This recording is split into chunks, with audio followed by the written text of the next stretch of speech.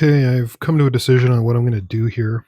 I think I'm going to start by recrowning these first few frets because they are the most damaged of all the frets. And there's only a couple of high frets on the entire fretboard. So I think I might just spot level those and then recrown the bad ones and the ones that I've spot leveled. And then I'll take a look at the guitar and see how it is. And I'll put the fret rocker on it and kind of see where we're at that point and then go from there. I really don't see a need to do an entire fret level on this neck or on these frets because the frets higher up are in really good shape, and really I would just be taking off material unnecessarily and just to recrown everything. I don't know, it didn't seem worth it to me. So I think I'm going to start down here. These first two are the worst of the bunch. So I think I'm just going to go right in with a recrown file and recrown them and see how much of that I take off, and then I'll go from there. But that's my plan right now. So first thing we're going to do is get our crowning file. Now I've been using the MusicNomad S file for the last couple fret crowns I've done, and this is actually a pretty good file. I'm still kind of getting used to it. It's a little different from the other crowning files I have. It's got a safe edge. I'll show you that. There's a safe edge down the middle of the cutting surface. You can see the diamond cutting edges on either side, and then there's that shiny clear line down the middle. That's the safe edge, and that is where your crown is going to be. So you kind of have to listen to what you're doing when you're using this file. You'll hear the scraping of removal of material as you're going across, and then the sound will change, and you'll know you've taken off all you can. And this is one of those files where they say you can't really go too far with it.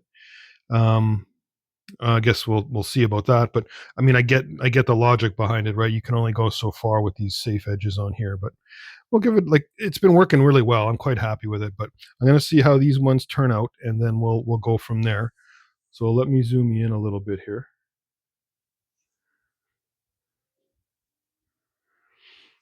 Okay. I'm not sure if you'll be able to hear this over the camera microphone, but we'll see what happens.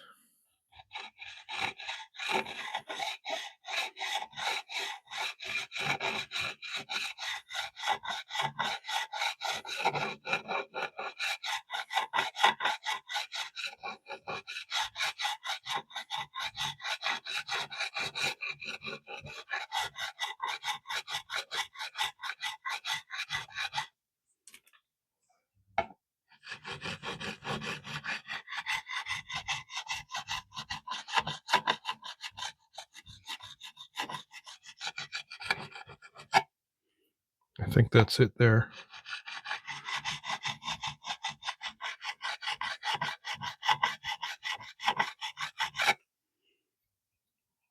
So hopefully this is showing up. You can sort of see the faint green line left by the green Sharpie I had on there. You know what? I'll zoom you in closer in a sec. But from this angle, you can see the crowning line, which is what you want, and you still see the divots, but they're significantly less than they were. I mean, I would definitely need to shave some material off to get rid of those. But once you start taking material off one fret, you affect its relationship to the other frets.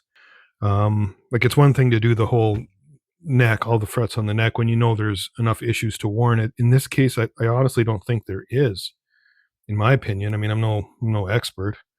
Um, I can run the file over maybe a few more times just to see, but it definitely sounded to me like that was it.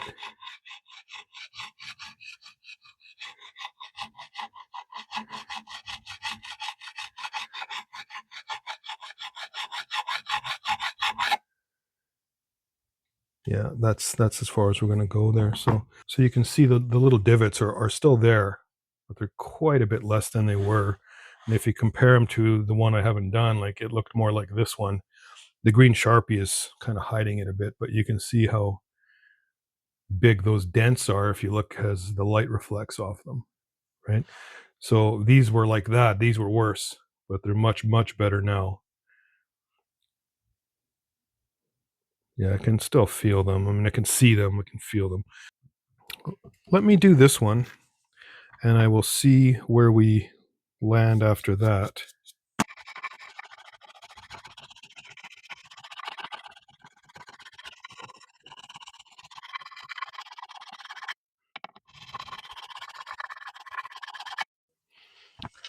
Okay, I've got all the frets done except for this final one here. And I've been using these new MusicNomad U files I've got. I've never used these before till today. And so far, I'm really liking them. They're pretty handy. So I thought I'd show you on one of the frets here. The principle is pretty straightforward. It's going to ride on the two frets on either side of the fret you're going to be addressing. And you can see the diamond cut material is right in the middle. So your two frets on either side will ride on the smooth sides where my thumbs are, and the cutting side is obviously going to cut the material off the middle. Now this fret I've marked with the red Sharpie, so it's a little easier to see. I don't know if this will come through on the camera, but I'm going to rock it. I don't know if you heard that. It's a little clicky noise. It's the same as a fret rocker, right? Like, it'll make the same noise. Just to show you that there is a high fret here. So all you got to do is, well, what I've been doing is just going back and forth like this. And I'll just do the middle just to show you. So I can hear and feel that that diamond abrasive is removing material. And you can see the red Sharpie is disappearing. And that's obviously because I'm removing enough material to take away the Sharpie and keep going. Do the whole fret. Now, I guess the theory would be, as long as your frets on either side are level, you can use that as a like a guide to how level you are. So yeah, I'm getting a bit of a click in this area of the fret here. So I'm just going to focus my filing there. Tiny bit still.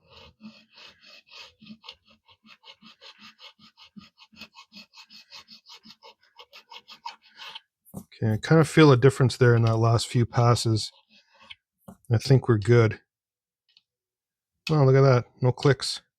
Yeah, so I kind of felt a difference in the drag across the diamond abrasive when I hit that spot, which would be level, right? Because now everything should be equal. Yeah, and there's not enough. There's not enough, or there wasn't a same amount of drag on that abrasive as before. So just to be 100%, I'm going to use my fret rocker.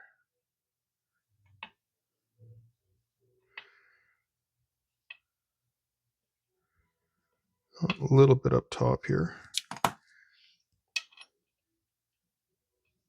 Oh yeah, there's a little bit up here still.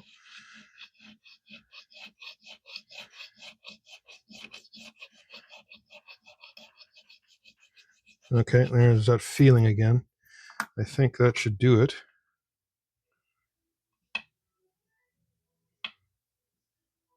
Yeah, I think that's got it. Cool. I'm using the longer piece on the fret rocker because I'm only dealing with these three frets, and I'm checking the height of the middle one.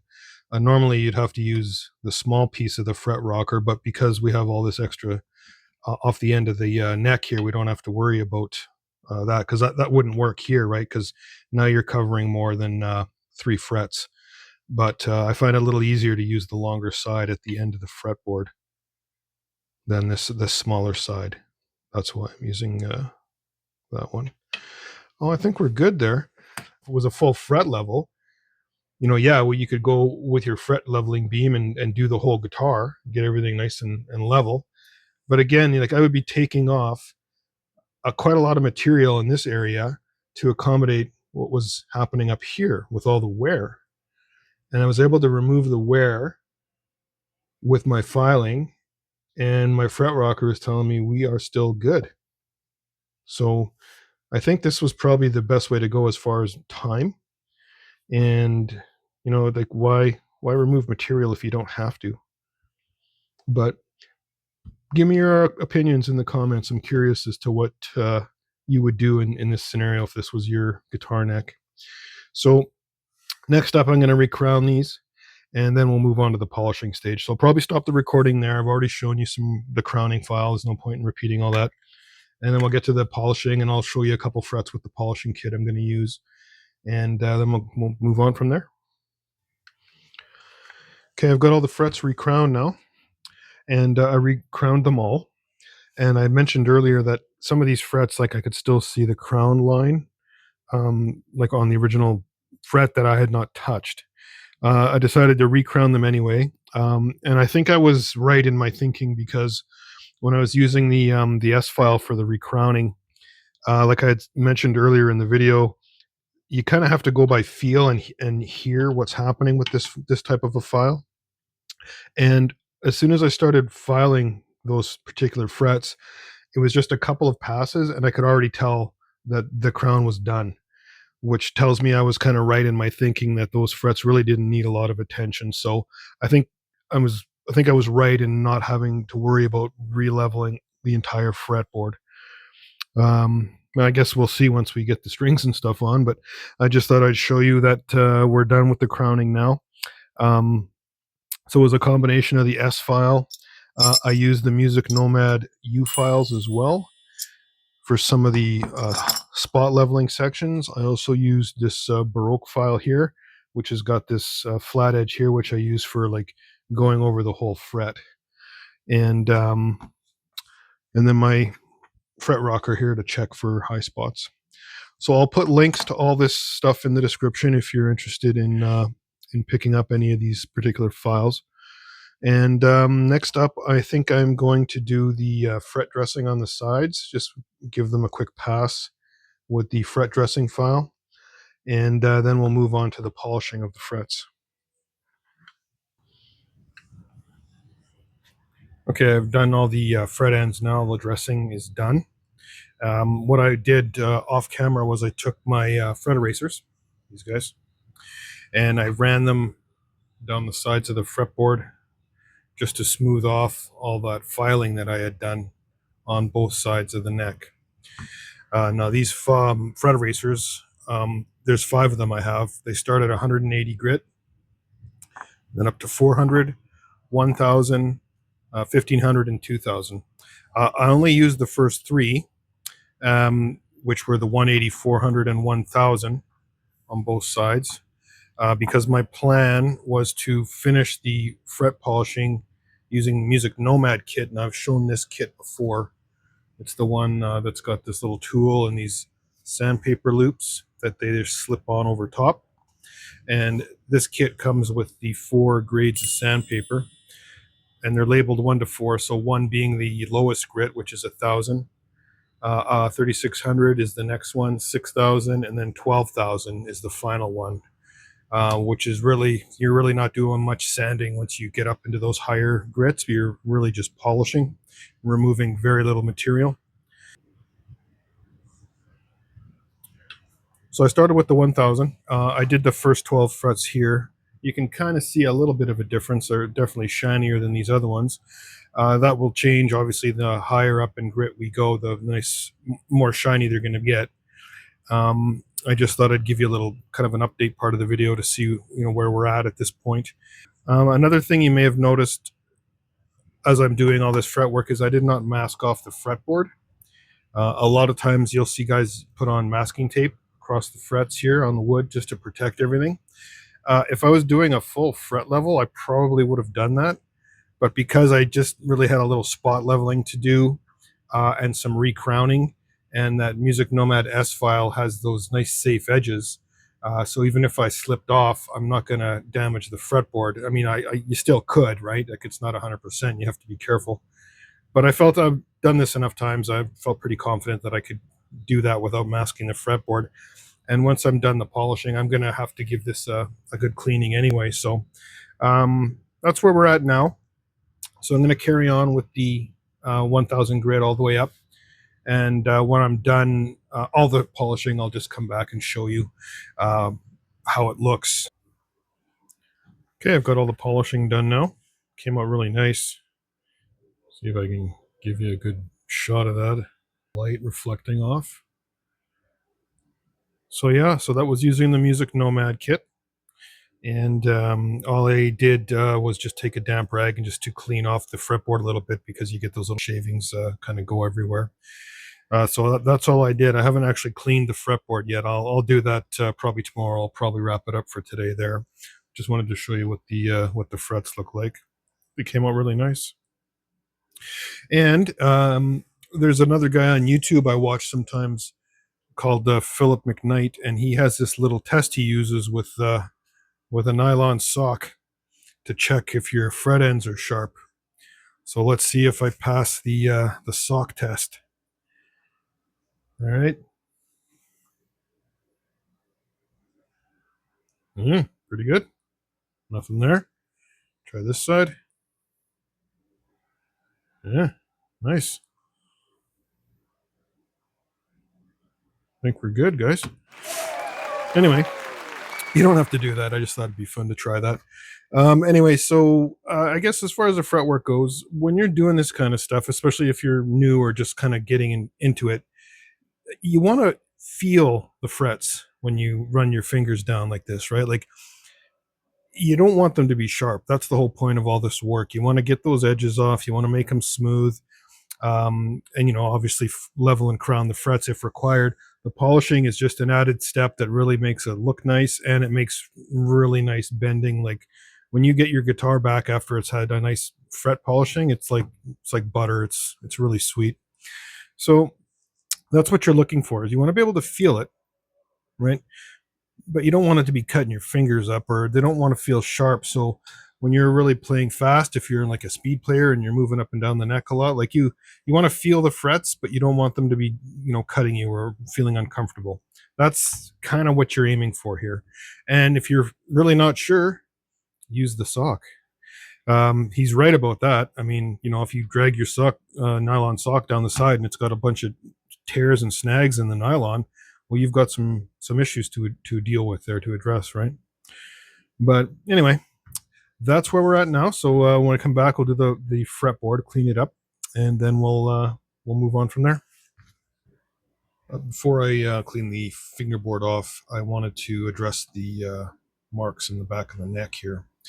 I mentioned earlier in the video there's some kind of damage, like very minor damage, surface damage to the neck here, which you can feel it when you rub your finger across it.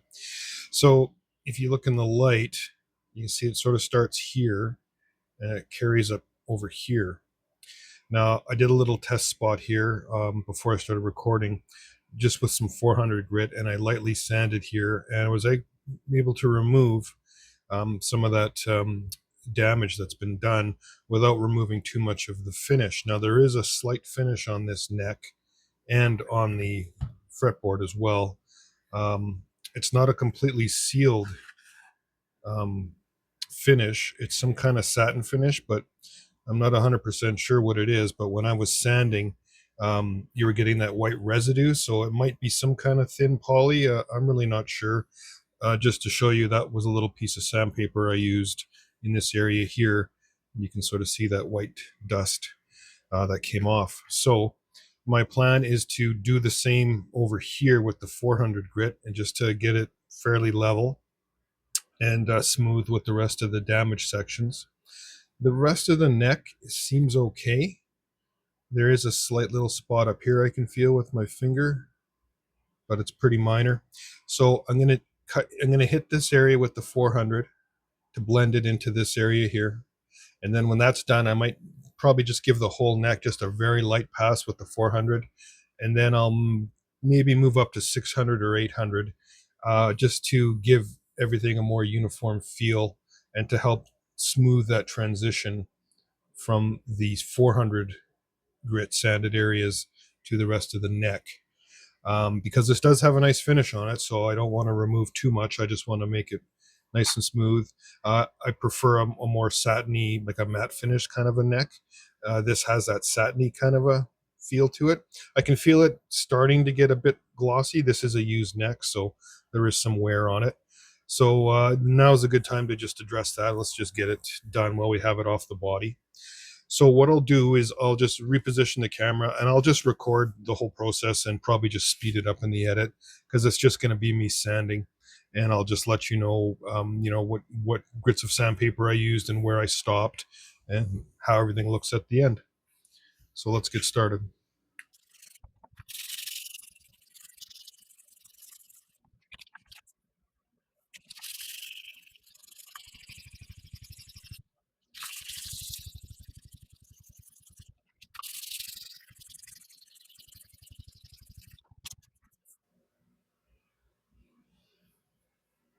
Actually, that came out pretty good. I can hardly feel that.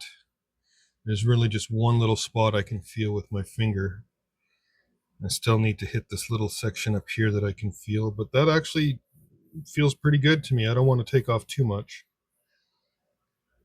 And I can see on the sandpaper, I'm not sure if this will come through in the video, but I'm starting to see some color come out, which tells me I'm probably just breaking through some of that poly there and hitting some of the wood underneath. So I don't want to go too far. I'm trying not to go right down to the wood here. So I think I'll stop there. I'm just going to hit this one section. I'm going to get a fresh piece here. One more time just to try and hit that little spot. It's right on the skunk stripe right there where my finger is pointing. It's very small, and I think oh yeah, that's got it. Okay, now we got this little piece up here I want to address.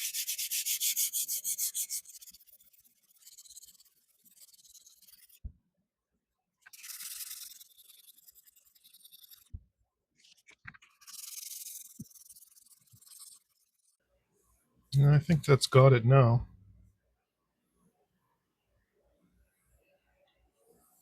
I think I'm going to stop there.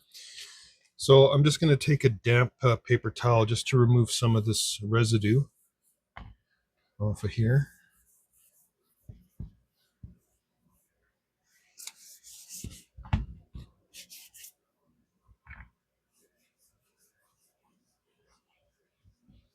This is just a dry rag to remove the dampness, so I can feel a little better what's happening here.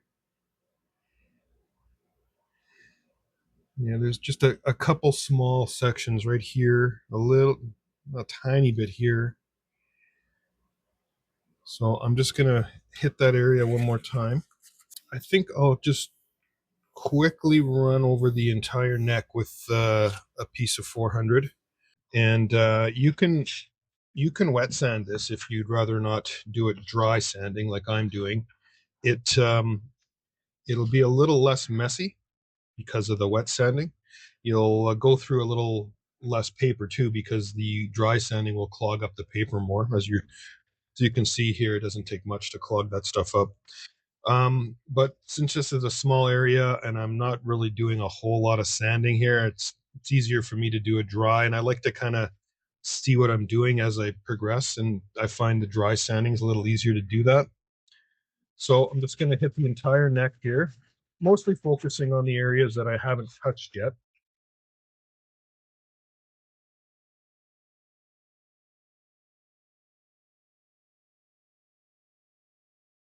So you can see there's how that builds up pretty quick.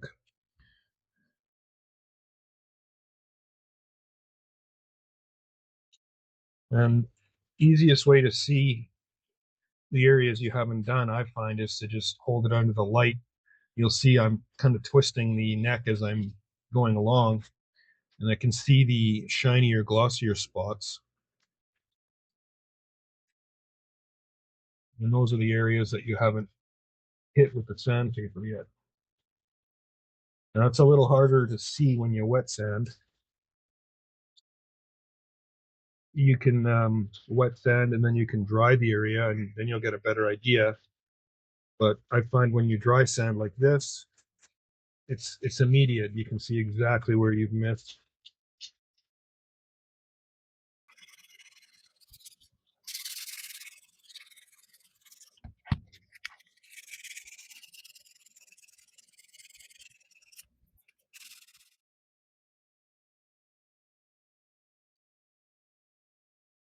can see all that white dust coming off there. That's the finish on the neck.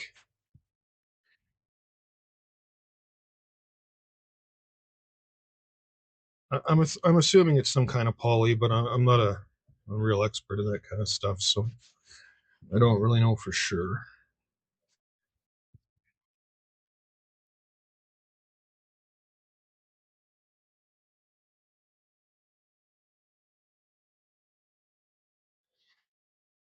Okay, I'm just going to hit the other side of the neck now with a fresh piece of 400. And I'm just going really lightly. I'm hardly using any real pressure.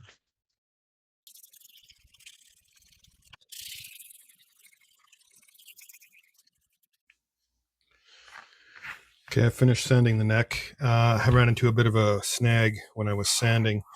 When I was doing the 400 grit pass, I'd mentioned earlier that I looked like I may have gone through some of the finish in this area here. Well, it looks like I did, because when I was wiping the neck off with a damp towel, I could feel the grain raised in that area, which told me I went through the finish, whatever this is some kind of poly or whatever's on here. So I wasn't 100% sure what to do, so I decided just to sand it all off. That way it's a non-issue, because if you left that one spot, I mean, I can already feel it when I dragged my finger across it. It was rough and the grain was raised, and eventually it'll get dirty, because it's not protected, right? It's just going to be exposed wood. So I figured I just sand the whole neck back, take the gloss off, and just, get down to the wood, just under the layer of finish. And so I went back to the 400 and did the whole neck, then 600, and then 800, just to make it nice and smooth. So I just kept sanding until I was not getting any more of that white residue coming off, and I could see a bit of the wood color coming through, especially where the skunk stripe is. That was easy to see. So I've cleaned this all down now. I've dried it off, wiped it down, and it's super nice and smooth. Um, my next step now is I'm going to apply a thin layer of boiled linseed oil over this area, just to seal it and help protect it. Now, there's a little treatment I do for unfinished necks, but I think I've got enough of that finish off that I could apply the boiled linseed oil. And I'm going to do it in small stages. I'm going to put one thin coat on, and then let it sit for 24 hours and see what happens. Um, Normally, I kind of do a combination of the boiled linseed oil with some of this furniture wax, and it puts a nice finish on there. But I'm still experimenting with the different amounts and how many applications I've put on. But I've only ever done that on a completely unfinished neck, so I've never done it on a neck like this. It's pretty much the same thing, but I just have to be careful, because areas like here, I didn't sand anything here. I just went up to where the heel is here, and same with down here. This is all going to be in the body anyway, this area down here. So I just sanded up to here, here, and here. You can sort of see the line there. Now, I did that intentionally because I wanted to see how this boiled linseed oil would react next to the finished portion of the neck. And you can see this area here is where it sits in the body. And I wanted to see how it would look. Now, I'm not overly concerned with the look, because this is supposed to look like a used, slightly relic guitar. The back of the neck here is really about playability. So as long as it feels good and plays good, that's my main concern. So I'm going to put the one coat of boiled linseed oil on and let it dry. I've done some treatments on the body using that as well. I've not filmed that or shown that yet. That's going to be in a separate video. But that's where I'm going next with this. So I'm going to take this out in the garage, because it's kind of a messy, smelly job. So I will show you what happens after I'm done. And if that first coat goes on well and takes well, and it's smooth and I'm happy with it, then I'll decide what I'm going to do from there. I may put a second coat on with some of that furniture wax that I have, and maybe sand that down. I'm not really sure. Like I said, I'm still sort of tweaking this little process I use for finishing necks. I'm very close to finding that sweet spot between all that stuff that really works well, but I'm not 100% there yet. So yeah, we'll just have to see how it turns out. So that's where we're at with the neck. So next time we come back, we'll have at least one coat of the boiled linseed oil on here.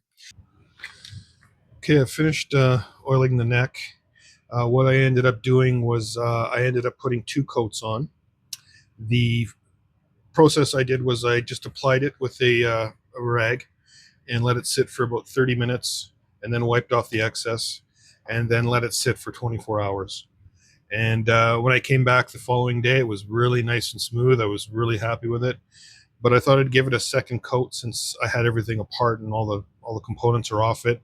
Now's the time to do it. So let's give it a second coat, just to be cautious. I wanted to make sure I had enough on here to withstand any wear and tear and just general use by playing.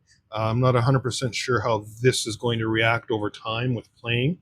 I mean, I'm sure some of it'll wear off, like it's going to happen. It's going to gloss up a bit, but I'm just curious to see how just the boiled linseed oil will react. So I'm just going to leave that as it is, and yeah, I'm pretty happy. Like it feels so smooth. I'm very happy, nice and satiny, which is what I was aiming for. So we'll leave that alone for now. What's I'm going to be doing next is cleaning the fretboard, and I'm going to be using some simple green. You can get this stuff pretty much any hardware store should have this, and it's very safe to use on here. I've used it for a lot of different fret jobs. In this case, this board is pretty clean. I did a couple of tests already, and just using a rag and some simple green, and there was very little dirt and stuff coming off. So I think I'm just going to wipe it down with the simple green, and then I'll probably hit it with maybe some steel wool or some synthetic steel wool. This stuff is they're both 4/0 grades, which is the 4/0s. I'll show you. And again, you can get this stuff at most hardware stores as well. This is the steel wool. You can see I'm using the 4/0, the 4/0. That's the finest you can get. And this stuff is really good. Again, we're just taking off any surface level stuff. And the benefit of using this is also you can go over top of your frets with it too, and it's not gonna scratch them because it's such a fine grade. And like you can see, there's a couple little marks on the frets. That's just from me, handling the neck and flipping it over, and it's on different surfaces, but they come right off with a quick, just something like that.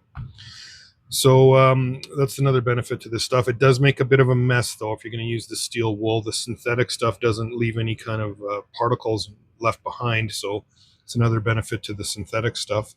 So I've done a couple of frets already just to try them, see how they work, and it looks fine. I mean, I'm happy. It's got a nice smooth finish on them. You really can't see it in the light or in the video, so I'm probably not going to record the whole thing. I'm just going to be cleaning and using a little bit of the steel wool. So that being said, I think I'll probably just wrap the video there, and that'll probably do it for the neck for now. We still have to put the hardware on. I'm likely going to have to put some dowels in, fill them, and then re-drill these holes because these holes don't line up to the body, which is pretty normal when you're doing something like this. So I'll tackle that in a separate video. I just wanted this video to focus mostly on the neck, the finishing, the frets, and the fretboard.